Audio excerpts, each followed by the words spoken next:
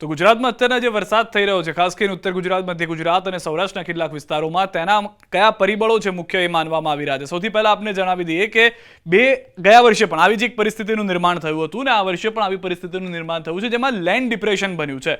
ગયા વર્ષે જે અસના વાવાઝોડું સર્જાયું હતું તે લેન્ડ સાયક્લોન હતું. એ 48 વર્ષ બાદ ગયા વર્ષે આ રચાયું હતું, જેમાં આપ રૂટ જોશો તો આ ઉત્તર ગુજરાતનો જે વિસ્તાર છે તેમાંથી તે અહીંયા આગળ આ જે આખો રૂટ છે તે તમે જોશો તો લેન્ડ ડિપ્રેશન હતું, ત્યારબાદ દરિયામાં જઈ અને વાવાઝોડું બન્યું હતું. હવે અહીંયા આગળ પરિસ્થિતિ શું થઈ હતી કે જ્યારે ગયા વર્ષે અસના વાવાઝોડું થયું, અંદાજિત 30 ઓગસ્ટના આ થયું હતું, તો 29 ઓગસ્ટે શું થયું કે જ્યારે વાવાઝોડું થાય છે દરિયામાં જઈને તે પહેલા તે ઉત્તર ગુજરાતના વિસ્તારનો વારો પાડતો જાય છે. કઈ રીતે તે આંકડા સાથે અમે આપને જણાવે. જેમ કે 29 ઓગસ્ટ 2024ની જો વાત કરીએ તો સૌથી વધુ વરસાદ પડે છે ક્યાં? અબડાસામાં 11 ઇંચ વરસાદ થાય છે. ત્યારબાદ લખપતમાં કેટલો થાય છે? 9 ઇંચ વરસાદ થઈ જાય છે.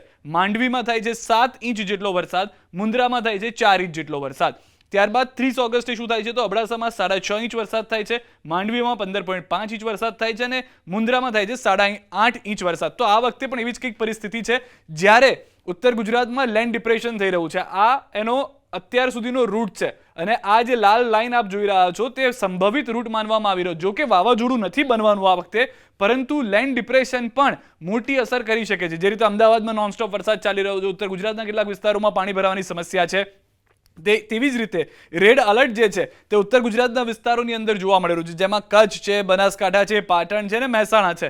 આ વિસ્તારોની અંદર રેડ એલર્ટ આપવામાં આવ્યું છે, જ્યારે ઓરેન્જ એલર્ટ જે છે તે સાબરકાંઠા, ગાંધીનગર, અરવલ્લી, ખેડા, અમદાવાદ, મોરબી, સુરેન્દ્રનગર અને જામનગરમાં આપવામાં આવ્યું છે. કેમ? કારણ કે આ વખતે વાવાઝોડું ભલે ન બનવાનું હોય, પરંતુ લેન્ડ ડિપ્રેશન જે છે તે ઉત્તર ગુજરાત સહિતના વિસ્તારોમાંથી પસાર થશે અને ઉત્તર ગુજરાત સામાન્ય રીતે લેન્ડ ડિપ્રેશન આપણે જોયું છે કે વાવાઝોડું દરિયામાંથી બનીને આવતું હોય અથવા તો ડિપ્રેશન દરિયામાંથી બનીને આવતું હોય, પરંતુ ગયા વર્ષની જે પરિસ્થિતિ હતી તેવી જ પરિસ્થિતિ આ વર્ષે થઈ છે. ગયા વર્ષે જે પરિસ્થિતિ થઈ તે 48 વર્ષ બાદ થઈ હતી, પરંતુ આ વખતે એક વર્ષ બાદ ફરી એક વખત સેમ પરિસ્થિતિનો સામનો ઉત્તર ગુજરાતની જનતા અને ગુજરાતની જનતાએ કરવો પડશે કે જ્યાં રાજસ્થાન ઉપર ઉત્તર ગુજરાતથી આવતી સિસ્ટમ દરિયા તરફ જશે અને લેન્ડ ડિપ્રેશનના કારણે સતત વરસાદ થશે. હવે અહીંયા આગળ વધુ એક માહિતી એ પણ છે કે ગઈકાલે રાત્રે જે રૂટ આપવામાં આવ્યો હતો હવામાન વિભાગ તરફથી, આ જે રૂટ છે તે એ રીતનો હતો કે તે પાકિસ્તાન તરફ જતો રહેશે. આ જે પોઈન્ટ જે છે તે ગઈકાલ રાતનો છે. હવે 24 કલાકથી પણ ઓછો સમય, સમજીને ચાલો કે 12 થી 14 કલાકનો સમય થયો આજ સવાર થઈ અને રૂટ જે છે તે આખો બદલાઈ ગયો. જે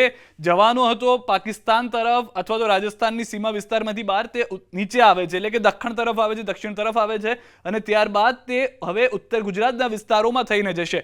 તેના કારણે એ પરિસ્થિતિ થઈ રહી છે કે મોટાભાગના વિસ્તારોમાં ભારે વરસાદ જે છે તે જોવા મળી રહ્યો છે. જેમ કે આજની વાત કરીએ તો ઉત્તર ગુજરાતમાં આ લેન્ડ ડિપ્રેશનના કારણે જ મહેસાણા, પાટણ, બનાસકાંઠા અને કચ્છમાં રેડ એલર્ટ આપી દેવામાં આવ્યું છે. તેની સાથે સાથે સાબરકાંઠા, અરવલ્લી, ખેડા, ગાંધીનગર, અમદાવાદ, સુરેન્દ્રનગર, મોરબી અને જામનગરની અંદર ઓરેન્જ એલર્ટ આપવામાં આવ્યું છે. આપ માનીને ચાલી શકો છો કે 2 દિવસ આવી કોઈ પરિસ્થિતિ રહી શકે છે. તેની સાથે સાથે દક્ષિણ ગુજરાતના 2 થી 3 જિલ્લાઓ, જેમાં નવસારી, દમણ, વલસાડ અને દાદરાનગર હવેલી, કે જ્યાં પણ ઓરેન્જ એલર્ટ છે. બાકીના તમામ વિસ્તારમાં, ગુજરાતના બાકીના તમામ વિસ્તારમાં યલો એલર્ટ જે છે તે જાહેર કરવામાં આવ્યું છે. હવે અહીંયા આગળ જે પરિસ્થિતિનું નિર્માણ થયું છે તેનું મુખ્ય કારણ જે છે તે આપણે જે સૌથી પહેલી તસવીર જોઈ હતી કે લેન્ડ ડિપ્રેશન જે છે તે અસર કરતું હોવાનું હાલમાં માનવામાં આવી રહ્યું છે. હજી પણ 48 કલાક માટે ગુજરાતના અનેક વિસ્તારો એવા હશે કે જ્યાં આગળ ભારે અસર રહેશે. હજી પણ 48 કલાક માટે હવામાન વિભાગ તરફથી પણ તમામ લોકોને સાવચેત કરવામાં આવ્યા છે અને કેટલાક બંદરો ઉપર 3 નંબરનું સિગ્નલ લગાવવામાં આવ્યું હોવાની પણ જાણકારી મળી રહી છે, જેનો મતલબ સ્પષ્ટ છે કે માછીમારોએ પણ દરિયો ખેડવાનો નથી.